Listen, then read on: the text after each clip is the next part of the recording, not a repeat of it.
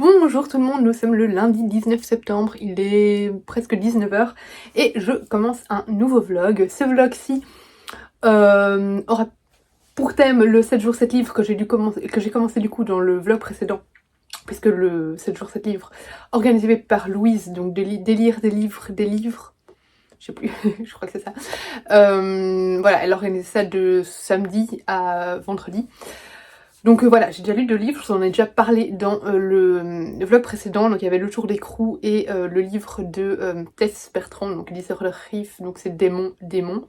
Et là j'en ai commencé un autre qui est en haut, je vais aller le chercher, c'est le nouveau livre publié chez Nathan d'Estelle Faye. Donc voilà, je vous en parlerai. Il se lit très vite, c'est un livre jeunesse voilà, très rapide, donc il sera lu normalement ce soir. Et j'ai commencé aussi un audiobook là maintenant pour déposer Enzo chez mes parents. J'ai commencé La Légende des 4, le tome 1.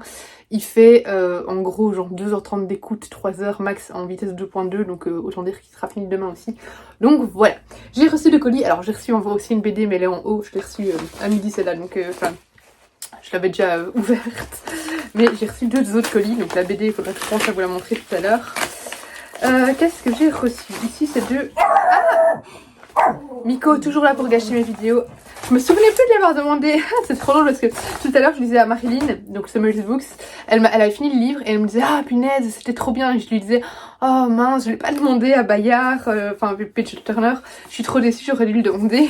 Mais en fait apparemment je l'ai demandé parce que j'ai reçu Riposte du coup de Louisa Reed avec cette couverture qui est d'une laideur incroyable et qui ne rend absolument pas justice au texte, parce qu'apparemment ce texte est divin.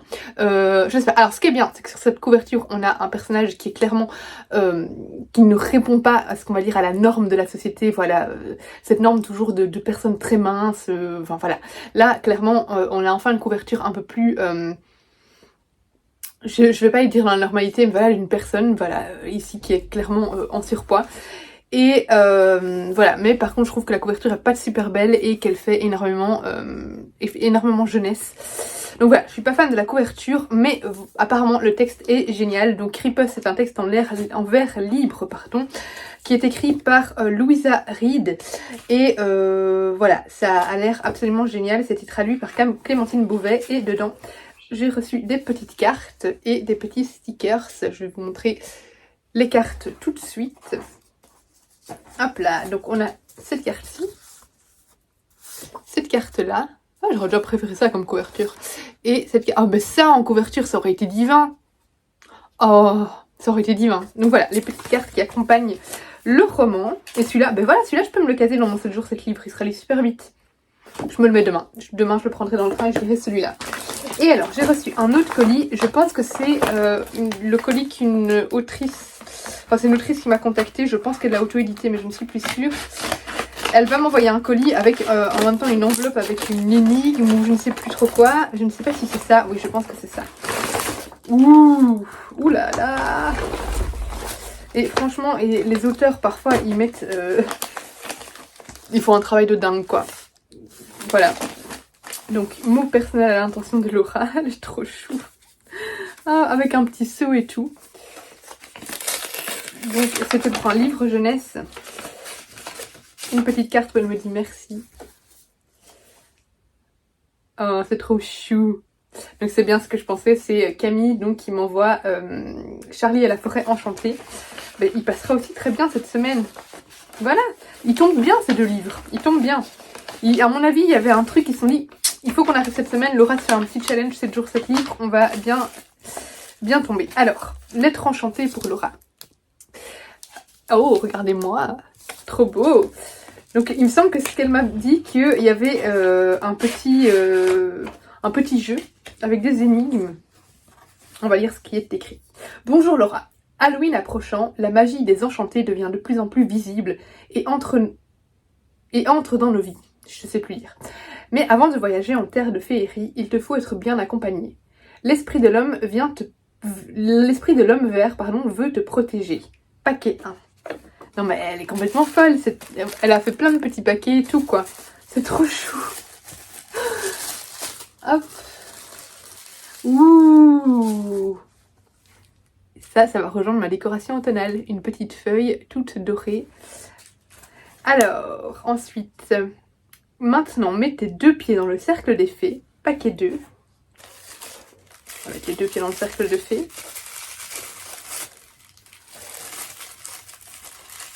Qu'est-ce qu'on a? Ah, c'est trop mignon! Ouh. Hop! Regardez, c'est une petite déco avec une petite fée et un petit champignon. Trop chou, trop mignon. Non mais c'est des petites attentions comme ça, c'est juste adorable quoi. Ensuite, laisse-toi porter par la magie des enchantés. Te voici à présent à Vera-Luciole. Il est de coutume féerique de faire un vœu. Paquet 3.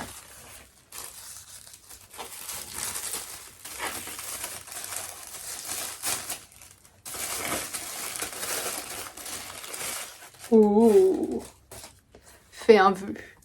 Avec une petite fée et une étoile.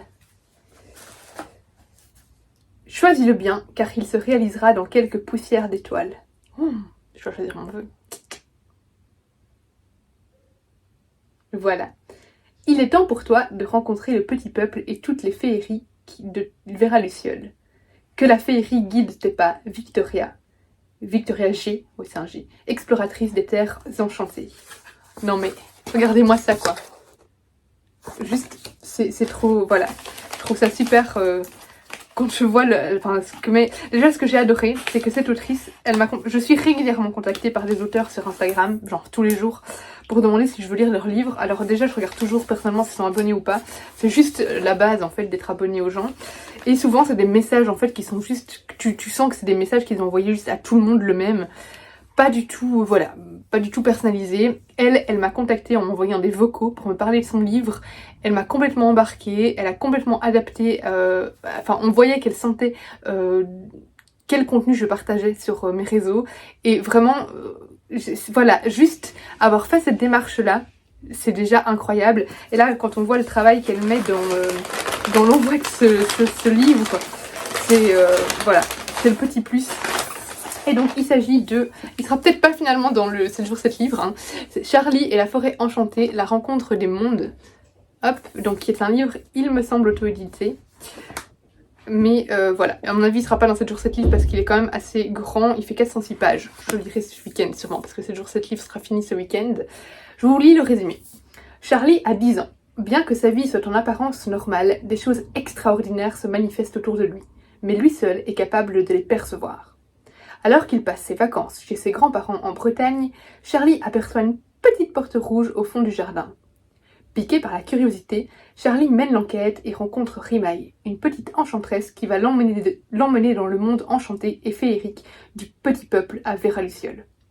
De royaume féerique en royaume féerique, Charlie découvre que la magie est aussi en lui et qu'elle lui sera utile pour venir à bout de l'effroyable Jeza et de la sorcière Carabosse lors de la grande bataille pour ramener l'équilibre entre les royaumes et aider les fées à faire revenir la magie des 4 saisons. Ce conte pour enfants, drôle, bouleversant et engagé, met en lumière l'importance de l'équilibre entre chaque royaume. Quand elle m'a parlé de son texte, j'ai trouvé que ça avait l'air vraiment féerique. Voilà, donc je suis contente de le découvrir et encore merci à Camille de me l'avoir envoyé. On est mardi matin, j'ai encore une demi-heure avant de bosser. Je devais aller à Bruxelles travailler aujourd'hui, enfin c'était le but, on peut choisir nos 2 jours de télétravail sur la semaine, du coup je comptais y aller aujourd'hui. Mais ce matin j'étais tellement pas bien que j'ai décidé finalement de télétravailler parce que j'ai la crève, j'ai super mal dormi tellement j'avais la gorge qui me irritait et le nez bouché, enfin bref voilà. Pouf, mal de tête, mais bon. L'avantage du télétravail, c'est qu'on est un peu plus posé chez nous. J'ai avancé dans mes lectures. Alors, j'ai terminé du coup le livre du jour, dans le 7 jours 7 livres. Donc j'ai lu Les magies de l'archipel de Estelle Faye, le tome 1 Arcadia qui est sorti chez Lire en Live. Donc Lire en Live, c'est Nathan, pardon, aux éditions de Nathan. C'était très chouette. Après, c'est un roman vraiment très jeunesse, très court. Et du coup, si vous cherchez un texte qui est dense, étoffé, un peu fouillé au niveau de l'univers, ça ne vous satisfera pas parce que vraiment, c'est vraiment un texte très jeunesse. Et du coup, on va droit au but. C'est pas très creusé. Voilà, l'univers reste fort en surface. Néanmoins, c'est un tome 1, donc il peut encore se développer. Mais à part ça, voilà, c'était un petit roman jeunesse très mignon où on suit Kassem, ouais, Kassem et Nour, qui sont membres de la famille royale. Et en fait, un jour, Nour va disparaître et Kassem va vouloir savoir pourquoi. Et en fait, il va se rendre compte qu'elle a été amenée sur une île parce que elle est en train de se transformer. Elle a des écailles qui lui poussent dessus et voilà, il va vouloir l'aider. Et ils vont partir ensemble dans une petite aventure. Et voilà, c'était vraiment très mignon, très sympathique. La plume d'Estelle Faye, c'est très bien adapté, je trouve, à la jeunesse, parce qu'Estelle Faye, elle a une plume extrêmement belle et dans ses romans adultes extrêmement dense et travaillée. Ici, elle est toujours aussi belle, mais elle est plus facile et plus accessible. Encore heureux, vu que c'est des romans jeunesse. Je ne sais pas à partir de quel âge c'est, mais à mon avis, à partir de 8 ans, ça doit le faire. Parce que voilà, c'est pas... C'est vraiment soft hein, au niveau de l'histoire et tout, il n'y a rien qui fait peur. Et au niveau du texte, enfin voilà, c'est écrit en grand, c'est fluide. Donc voilà, c'est pas des textes non plus trop compliqués à aborder.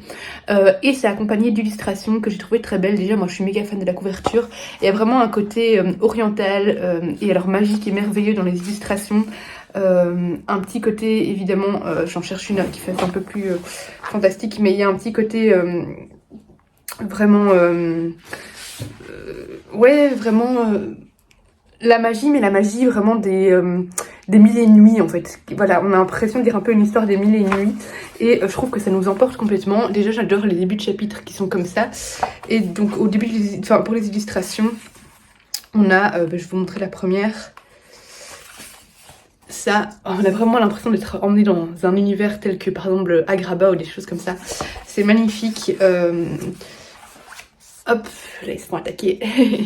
Donc voilà, on associe un peu évidemment les mythes, enfin la mythologie à cette histoire et j'ai trouvé ça très chouette et je lirai la suite avec plaisir et c'est clairement un livre que je vais garder dans ma bibliothèque parce que je le trouve juste trop beau. Donc voilà. Et alors j'ai lu la première partie, donc la partie du jour que je devais lire pour la 9e maison et là je vais lire un petit peu la deuxième partie avant de travailler. Alors que dire ? Pour le moment, c'est très flou et je ne comprends rien. Mais je crois que c'est normal. Parce que pour le moment, on a, en fait, on n'arrête pas de passer du présent au passé, etc. Et on commence dans un chapitre où on est vraiment dans le futur. Et du coup, après, on saute dans le passé pour essayer de comprendre déjà certains éléments que la narratrice nous raconte. Mais du coup, on commence déjà avec des passages très flous, on est comme propulsé déjà dans cette société secrète, enfin, je sais pas si elle est vraiment secrète, mais bon, dans cette société magique, alors qu'on n'a aucune info. Du coup, on est là, wow, je comprends pas ce qui arrive.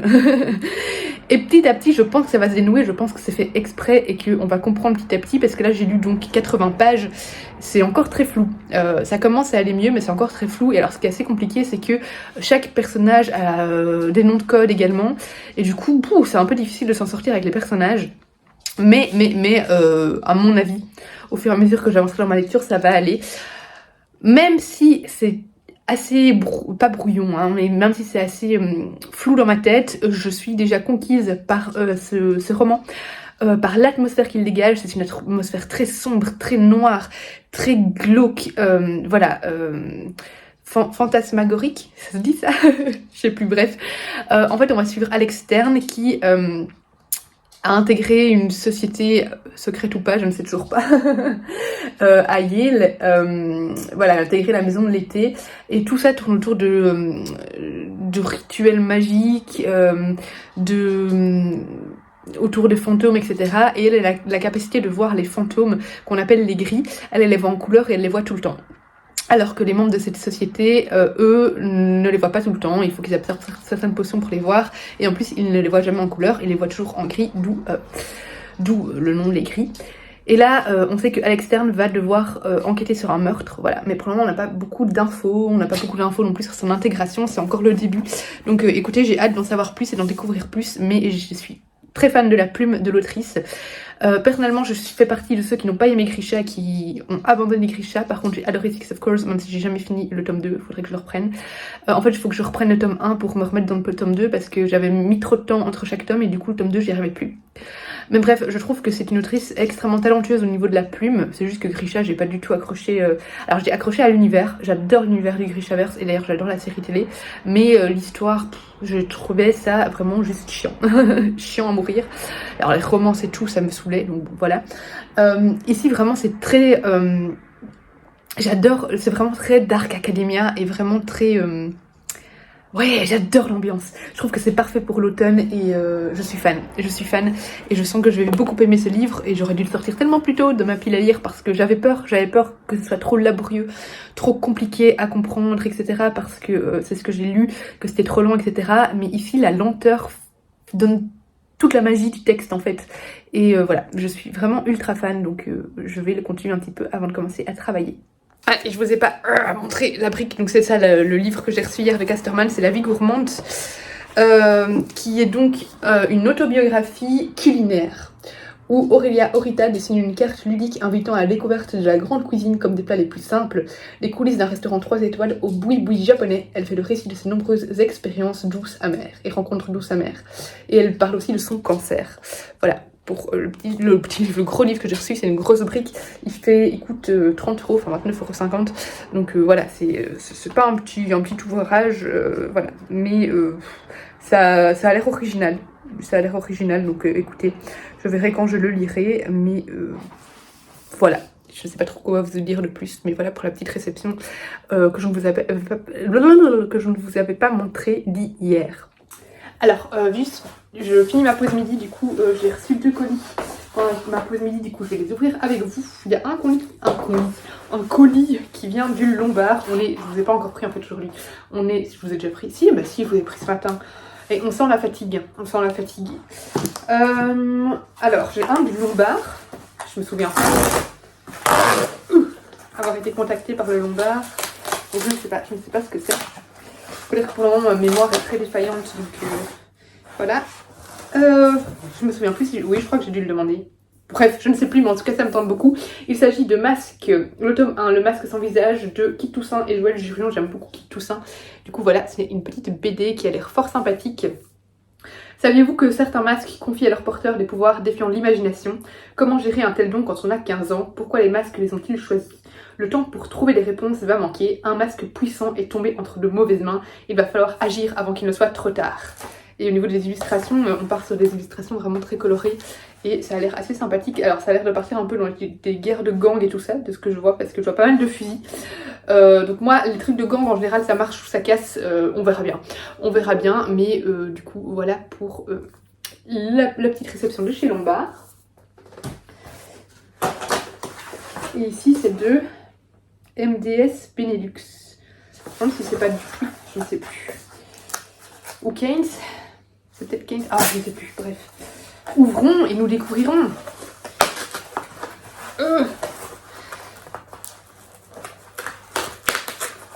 Mon Dieu. Ah, voilà. Qu'est-ce que c'est? Ah, c'est Mijad. C'est les éditions Mijad. Ah, mais ils sont à chaque fois hyper rapides, hein, parce qu'il me semble que c'est genre cette semaine ou la semaine passée que je leur ai envoyé ma petite commande. Et j'ai tout reçu, du coup j'ai demandé 3 albums pour enfants. Oh, ils sont trop beaux. J'ai reçu 3 albums pour enfants. L'heure de la sieste. Olga Cracra. Et mon pantalon a disparu. C'est trop bien, j'ai trop hâte de les lire avec Enzo, voir ses réactions et comme ça je pourrai ensuite vous faire des petites chroniques. Ici c'est illustré par Quentin Grébon. Quentin Grébon, je suis ultra fan de ses illustrations. Donc écoutez, je vous en parlerai sûrement en vidéo et peut-être en post ou en réel ou quoi, mais voilà, j'ai hâte de les lire avec Enzo. On est mercredi matin, ça va beaucoup mieux, même si j'ai encore le nez un peu bouché, mais niveau fatigue et tout ça, ça va beaucoup mieux. Petit point lecture, alors hier... J'avais même pas fini, je l'ai fini ce matin, il me restait 10 pages, ma partie donc de hier du coup de la 9e maison. Ça se lit vraiment pas vite parce que on est plutôt sur un rythme à mon avis de 50 pages par heure parce que c'est très dense et écrit vraiment, voilà, les pages sont bien remplies. Voilà, yep.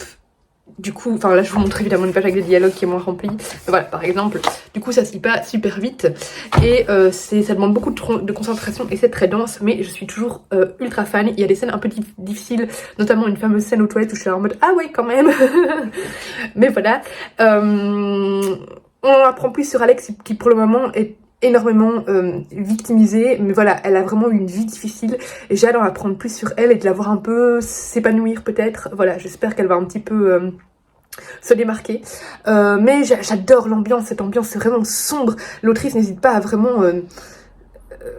vraiment creuser dans tout ce qui est obscur et je trouve ça absolument génial. Donc voilà, toujours aussi conquise par ce récit.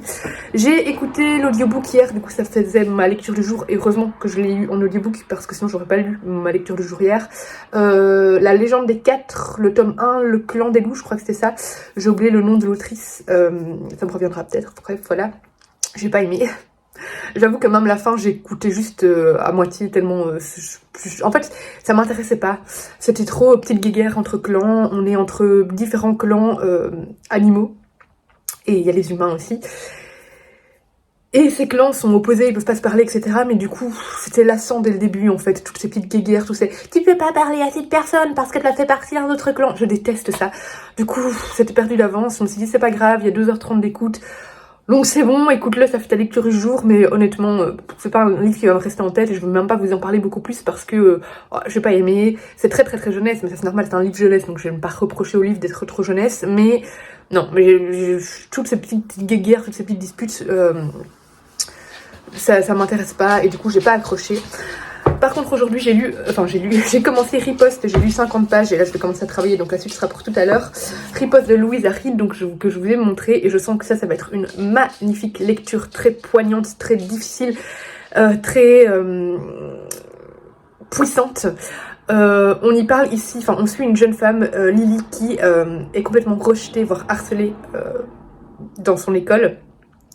À cause de son physique, voilà, on se moque d'elle parce que elle est en surpoids, elle est voire obèse, c'est pas très clair, mais bon, voilà.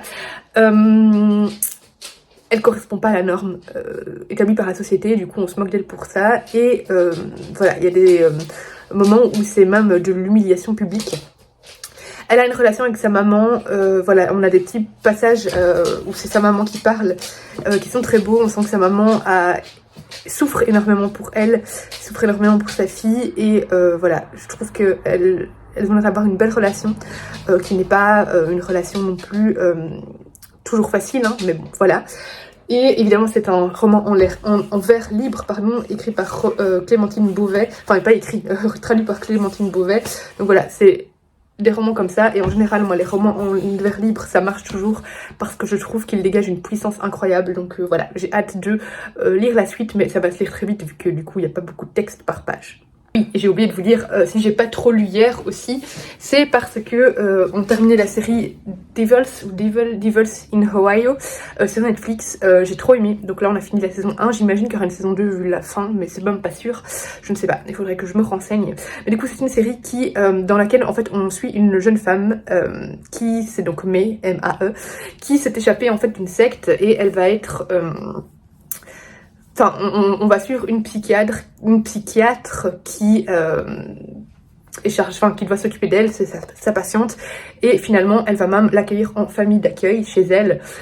Et en fait Mae s'est échappée d'une secte, c'est quoi ces cheveux là, d'une secte satanique, et du coup tout tourne un petit peu autour de cette secte vraiment qui est une secte qui worship Lucifer, qui voue un culte à Lucifer.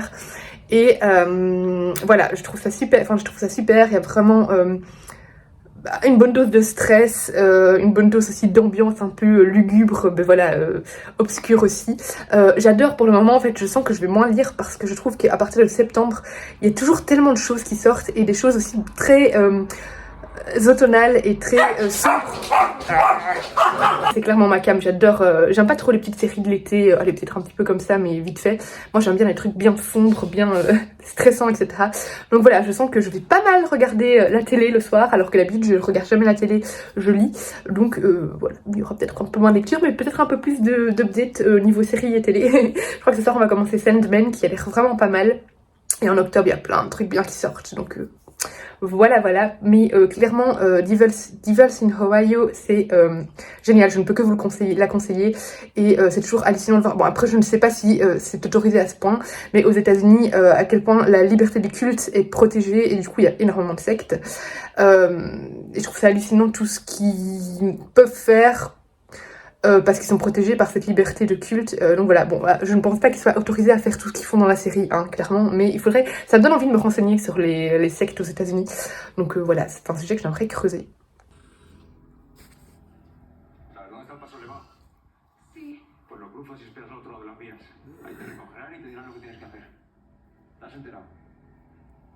Hello, on est jeudi, il est 18h30 et je viens de faire mon sport, je viens vous faire un petit point sur mes lectures.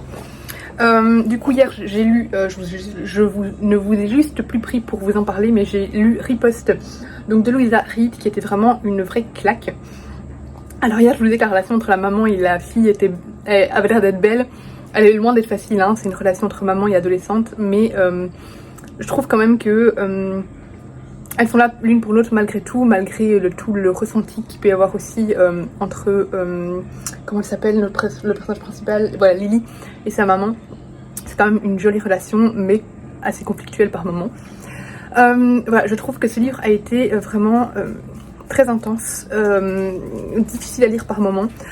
Je ne suis pas la plus à même de pouvoir vous dire si la grossophobie est bien abordée parce que je ne suis pas concernée, mais je trouve en tout cas que c'est un livre qui ouvre les yeux sur ce sujet, qui montre la méchanceté des gens, tous les préjugés qu'il peut y avoir sur ces gens qui sont gros, et toute la souffrance que subissent ces personnes, enfin toute la souffrance au quotidien, voilà, qu'ils subissent à cause des insultes, à cause parfois des coups, à cause de discrimination, de bêtises humaines, de bêtises médicales aussi, le corps médical qui est pas du tout enfin, je dis pas que tout le corps médical est comme ça, mais voilà, on voit par exemple la maman qui est confrontée à un moment à un médecin qui la juge beaucoup. Et voilà, je trouve que c'était très intéressant, ça permet d'ouvrir les yeux du coup sur tout ça comme je vous ai dit, mais aussi ça permet aussi, je pense, pour les lecteurs qui souffrent de cette discrimination, qui ont peut-être été harcelés pour ça, de peut-être se sentir écoutés, peut-être compris, peut-être entendus, peut-être un peu moins seul. Voilà, j'ai trouvé ça poignant, les mots étaient d'une justesse incroyable et c'était juste très intense, et voilà, ça aborde un sujet, je trouve, avec beaucoup de justesse. Maintenant de nouveau, je vous ai dit, je ne suis pas le public concerné, donc voilà, mais je trouve que c'est un texte très important qui devrait passer dans toutes les mains, peu importe notre physique, parce que ça permet de se rendre compte de certaines réalités, et les mots sont juste parfaits, parfaitement adaptés. On a cette jeune fille qui essaye de se prendre en main pour pouvoir se défendre face à toutes ces paroles, face à tous ces gestes qu'elle subit au quotidien. Et on a aussi ce ressenti qu'elle a par rapport à sa maman qui est aussi grosse, et qui, elle, a arrêté de sortir, elle voulait plus se montrer, elle voulait plus subir toute cette haine. Et du coup, Lily, elle en veut beaucoup à sa maman aussi, et en même temps sa maman la rend triste, lui fait de la peine. Et voilà, je trouve que c'était vraiment un superbe texte que je peux que vous conseiller, donc voilà, n'hésitez pas à le découvrir. J'ai très bien avancé dans la 9e maison, puisque à ma pause midi j'ai été à jour sur la partie du jour, du coup je suis trop contente. Je vais pas vous refaire une millième, un millième avis, je vous donnerai mon avis quand j'aurai fini, mais c'est toujours une pépite. Par contre j'ai commencé, je ne sais pas si j'arriverai à le lire en une journée, mais au pire c'est pas grave, ça sera demain, et pour le 7e livre je lirai un manga ou un livre encore plus petit si j'y arrive. Demain ça sera très occupé, du coup je suis pas sûre d'y arriver, mais du coup j'ai commencé Les Victorieuses de Laetitia Colombani. Si je lis ce soir et que je regarde pas la télé, il y a moyen que je lise parce qu'il est assez court. Sinon on verra. Là on y suit en fait une avocate, est-ce que j'ai oublié son prénom? Mais oui bien sûr, Solène, qui perd un procès, et à la suite de ce procès, son client va se suicider devant elle. et elle va faire un burn-out par rapport à ça, et elle va vouloir complètement changer de carrière, et son psychiatre va lui conseiller de faire un peu de bénévolat en attendant pour l'aider à s'en sortir. Et elle va du coup se proposer comme écrivain public, et elle va aller travailler dans une maison un foyer pour femmes. Donc voilà où j'en suis. On suit une autre histoire en parallèle en 1925 d'une femme qui elle aussi a travaillé toute sa vie dans le bénévolat. Elle s'est engagée dans l'armée du salut au Royaume-Uni. Voilà, là on n'en sait pas encore grand chose de plus sur cette femme là, mais à part qu'elle est malade, on la suit beaucoup plus tard. En 1925, quand elle était déjà un peu plus âgée et qu'on sait qu'elle souffre d'une maladie. Mais quand elle s'est engagée dans l'armée du salut, c'était au tout début du XXe siècle. Donc voilà, c'est un peu flou ce que je vous raconte. Mais pour le moment, c'est prometteur. Je m'attendais à pas aimer ce livre parce que j'ai entendu beaucoup d'avis négatifs. Vu que La Tresse avait été un gros succès, celui-là, j'ai entendu que c'était plutôt mitigé. Mais pour le moment, j'aime bien. Donc écoutez, on verra bien ce que ça donne. C'est parti pour retrouver Claire, les filles, Lise et Céline et d'autres copines pour fêter l'anniversaire de Claire. Je vais le retrouver sur la grande place. Je vous prends en vidéo, hein. Ça fait enfin une photo. On a fait un concert pour Claire pour son anniversaire. T'as vu? Ça. Instagrammeuse.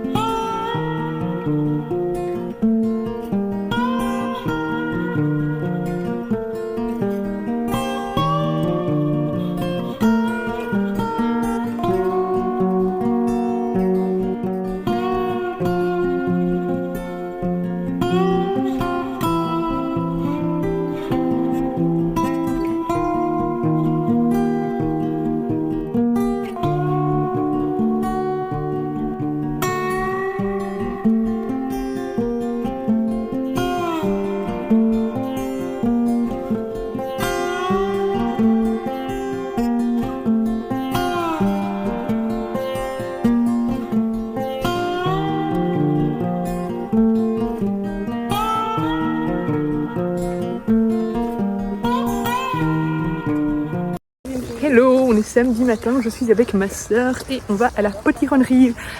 C'est un événement où je vais chaque année parce que voilà, c'est là où je fais toutes mes photos, où tout le monde me regarde de travers en mode qu'est-ce qu'elle fait, on vient chez des potirons normalement, pas faire des photos de livres. Mais voilà, c'est toujours vraiment un chouette événement à Braine-l'Alleud où il y a plein de potirons de récoltes dans les champs, etc. Donc voilà, et en même temps j'achète évidemment des citrouilles et tout ça.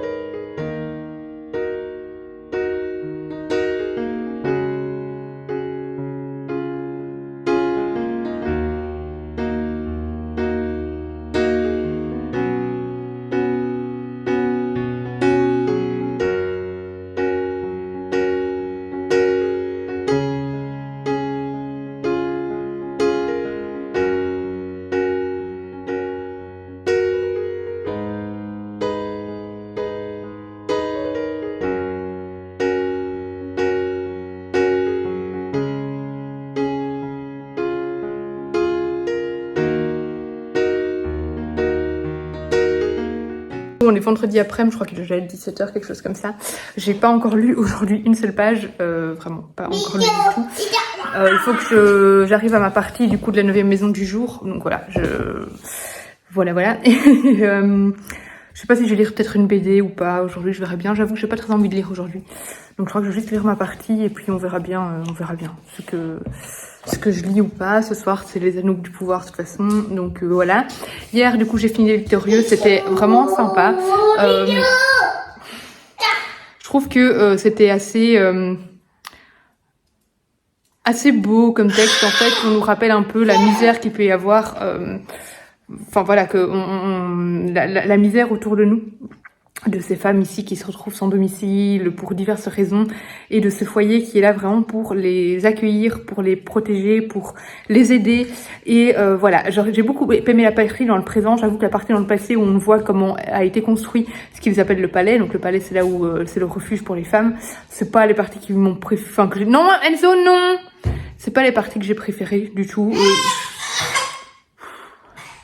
Je m'embêtais un peu dans les parties dans le passé. Maintenant, dans les parties dans le présent, franchement, j'ai trouvé ça chouette. C'était beau de voir comment elle se reconstruit en aidant les autres, même si c'était pas toujours facile pour elle, parce que voilà, c'est des situations parfois difficiles aussi. Voilà, je trouvais que c'était un chouette texte d'entraide qui nous rappelle vraiment qu'il faut voir l'humain. Qu'on a souvent tendance à oublier, à ignorer la misère, à ignorer la pauvreté, à passer à côté des SDF qu'on croise par exemple. Et voilà, il faut essayer de se souvenir que ce sont des humains également et qu'ils ont besoin d'aide.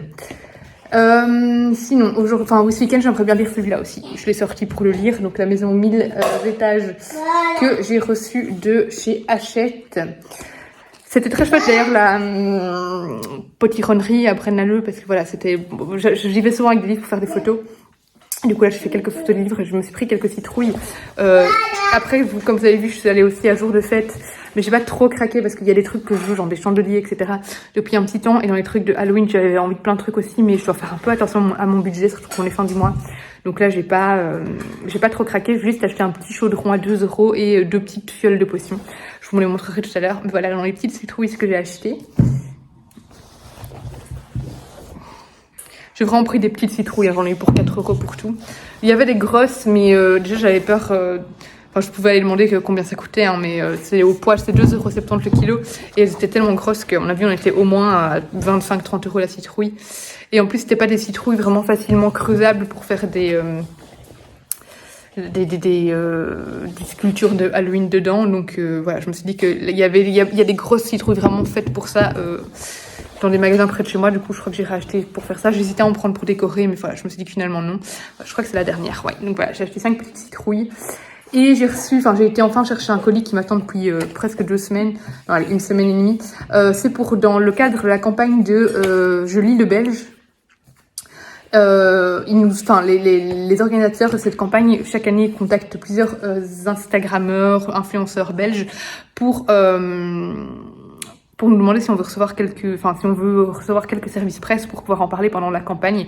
Et du coup, l'année passée, j'avais déjà demandé, je crois, un service presse c'était à eux, à Livre S. Et cette année, j'en ai redemandé un. Donc, j'ai demandé ici, c'est un recueil de nouvelles du front.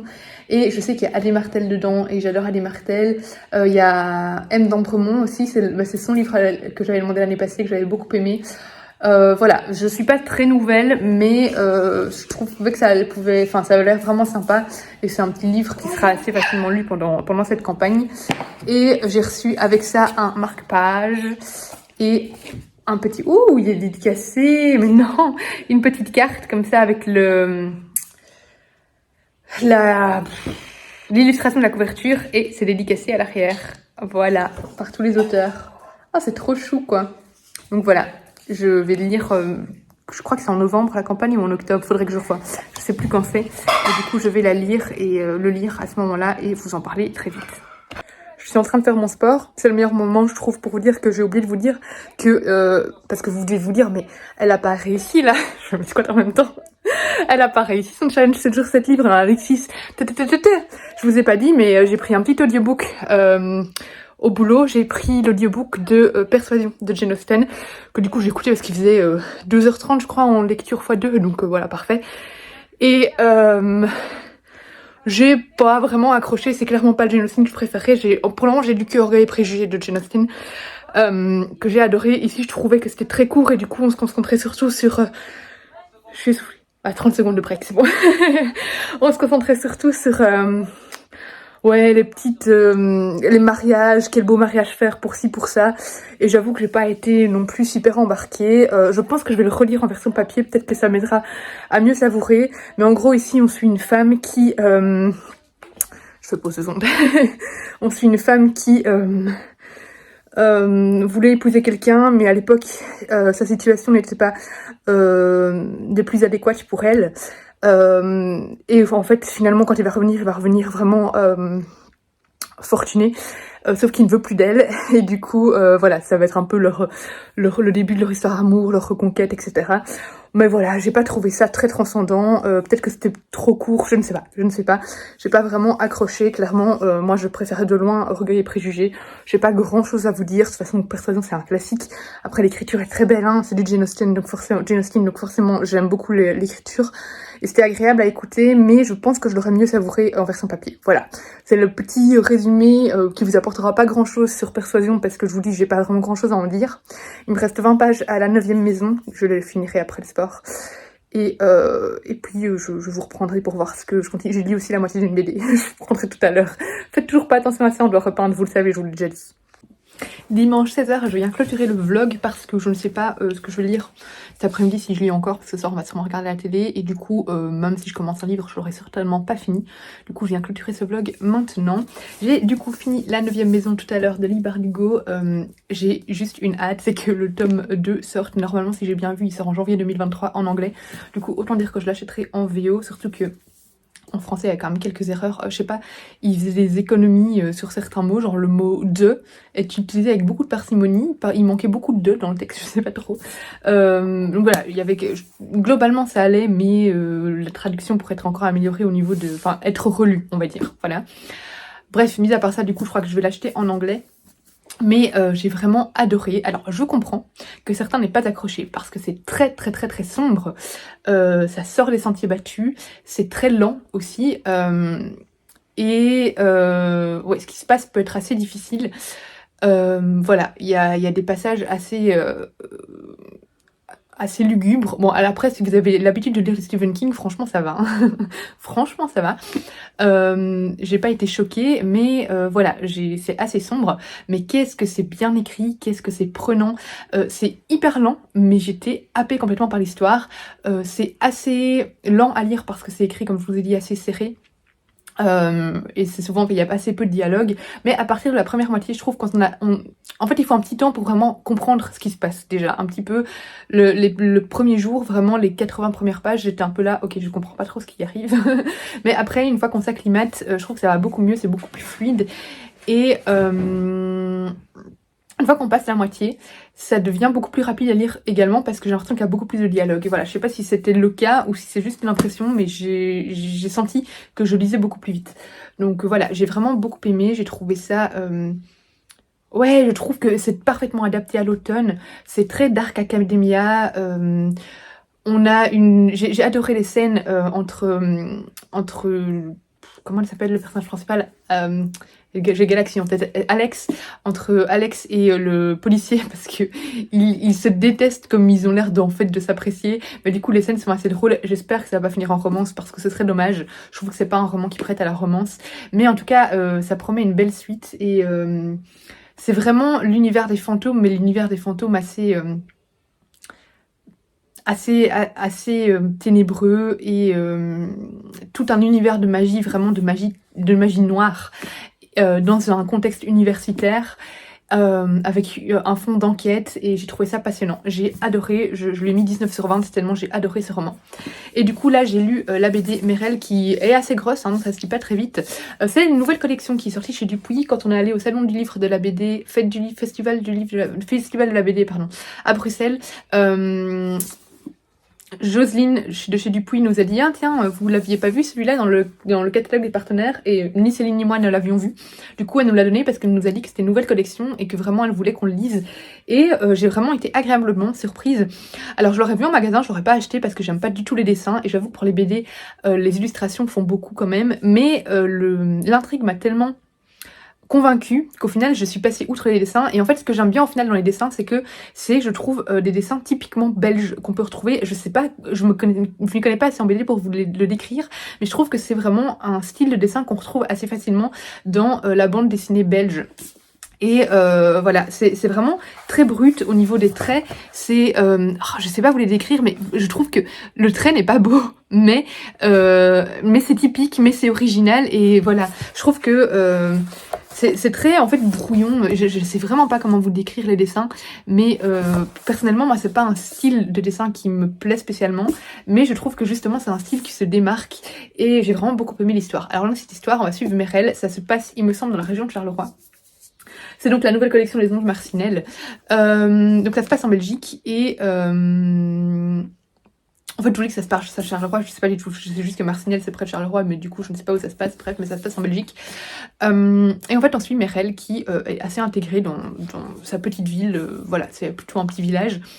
Sauf qu'un jour elle va faire une blague à une femme, une blague un peu déplacée, mais enfin je veux dire c'est juste une petite remarque qu'elle croyait drôle, mais enfin voilà, elle pensait, c'était tout à fait innocent en fait. Donc en gros, il y a des nouvelles douches qui ont été installées dans un complexe sportif, et la femme lui demande, oui, est-ce que t'as fait, enfin je sais plus, elle a demandé si elle a pris une bonne douche, je sais plus quoi, et elle lui répond, oui mais je suis pas restée longtemps parce que ton mari était tout nu, voilà. Mais c'était une blague, c'était pas, voilà, mais sauf que cette femme, à ce moment-là, ça va très très mal avec son mari. Je pense qu'elle soupçonne qu'il se passe peut-être des choses, qu'il a peut-être une relation, ils arrêtent pas de s'engueuler, etc. Et du coup, elle va prendre la mouche et elle va commencer à s'acharner sur Merel, à lancer des sales rumeurs sur elle, à faire en sorte que tout le monde soit ado de Merel et qu'elle soit complètement exclue. Et tout ça va dégénérer aussi avec le fils de cette femme qui va commencer à en parler avec des amis de son âge ou un peu plus grands, et ils vont vouloir commencer à sans même savoir pourquoi, ils savent pas ce qui se passe avec Merel, à vouloir la harceler en fait, lui faire peur, etc., à aller chez elle, brûler des choses, enfin, voilà, vraiment à péter ses pneus, etc. La bêtise de la jeunesse quoi. Donc ça commence à prendre des proportions vraiment très graves et disproportionnées, et ça va aller de pire en pire. Et j'ai trouvé ça extrêmement triste de voir ce harcèlement, c'est tous ces gens tout d'un coup qui font partie de son quotidien, qui se retournent contre elle sans raison, toutes les rumeurs, l'ampleur des rumeurs, toutes les conséquences de simples fausses rumeurs, à quel point ça peut empiéter, et je trouve franchement, enfin à quel point ça peut abîmer quelqu'un, à quel point ça peut devenir grave. Et je trouve que franchement Merel, elle psychologiquement parlant, elle tient encore bien quoi. Franchement quand je vois ce qui lui arrive, moi je pleurais tous les jours je pense, mais elle, je trouve qu'elle est assez forte mentalement. Ce qui lui arrive est horrible, enfin je veux dire tout d'un coup elle se retrouve vraiment isolée, elle a encore son compagnon mais c'est tout. Plus personne ne lui parle dans ses amis qu'elle connaît depuis un moment, elle parle d'une amitié de 45 ans, enfin, je trouve ça hallucinant quoi. Donc voilà, et j'ai trouvé ça vraiment très bien amené, et c'est une intrigue vraiment que j'ai trouvé très chouette et que je ne peux que vous conseiller. Ne vous limitez pas au dessin si vous n'appréciez pas ce style de dessin non plus, parce que c'est vraiment une très chouette BD. Du coup je vais clôturer ce vlog ici, j'espère qu'il vous aura plu, j'espère que les petites images à la potironnerie de Brenalo vous auront plu. N'hésitez pas, bon là maintenant ça sera fini quand vous verrez cette vidéo, mais tous les ans en fait, n'hésitez pas à aller suivre la page de la potironnerie sur Facebook. Tous les ans, ils organisent ça, c'est sur un week-end en général, et c'est juste génial.